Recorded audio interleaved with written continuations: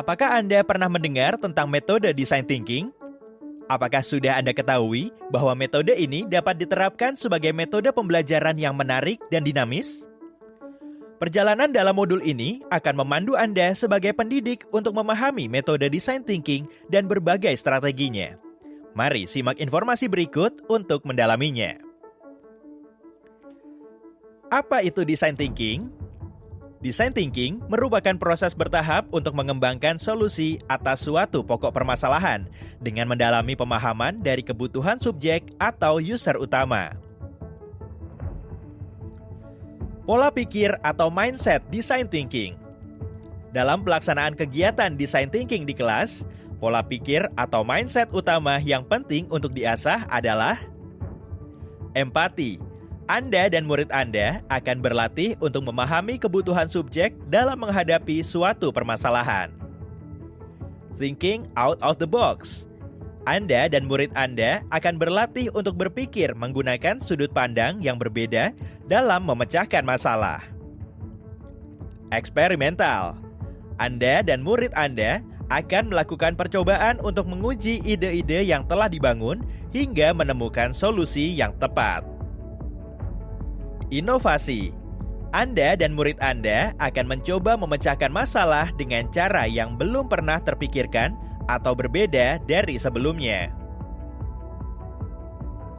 Prinsip dasar yang harus dimiliki sebelum memulai pembelajaran dengan metode design thinking adalah memiliki pola pikir bahwa kita adalah pemula.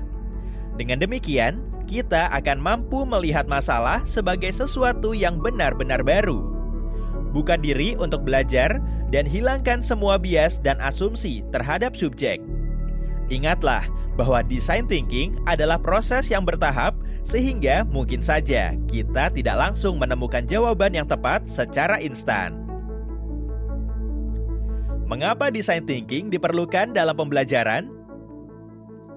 Penerapan design thinking dalam pembelajaran dapat menjadi wadah bagi murid Anda untuk berlatih berbagai kemampuan yang diperlukan dalam menghadapi tantangan dunia di masa depan.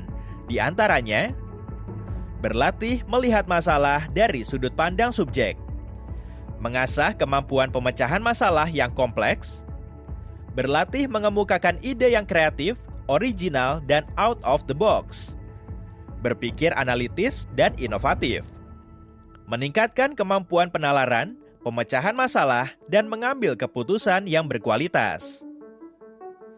Kemampuan-kemampuan ini adalah kemampuan yang paling dibutuhkan pada tahun 2025.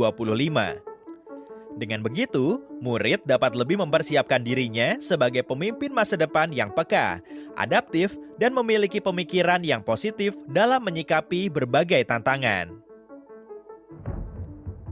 Kapan sebaiknya pendekatan design thinking digunakan? Pendekatan design thinking dapat digunakan ketika kita dihadapkan pada sebuah tantangan di mana permasalahan belum memiliki solusi yang terbukti ampuh atau belum dapat dipecahkan. Pendekatan design thinking juga dapat digunakan ketika dihadapkan pada tantangan yang berfokus pada subjek atau manusia, di mana solusi dibangun berdasarkan perilaku, kebutuhan, keinginan, dan kebiasaan subjek. Dalam bidang pendidikan, pendekatan design thinking dapat digunakan sebagai salah satu kegiatan pembelajaran pada setiap mata pelajaran atau pada pembelajaran integrasi atau interdisiplin, di mana para murid terlibat secara aktif dalam membangun solusi dan memecahkan masalah menggunakan empati dan melalui proses yang bertahap. Dengan menyesuaikan tingkat kesulitan masalah yang akan dipecahkan bersama, metode ini sangat fleksibel untuk digunakan di berbagai tingkat pendidikan, bahkan pada tingkat pendidikan anak usia dini sekalipun. Melalui penjelasan di atas, Anda telah mengetahui bahwa pendekatan design thinking memiliki banyak manfaat yang dapat mendukung proses pembelajaran dan mendukung murid untuk menjadi pribadi yang siap menghadapi tantangan di era revolusi industri 4.0. Sudah siapkah Anda untuk belajar lebih lanjut mengenai 5 tahapan design thinking? Mari kita mulai perjalanan kita.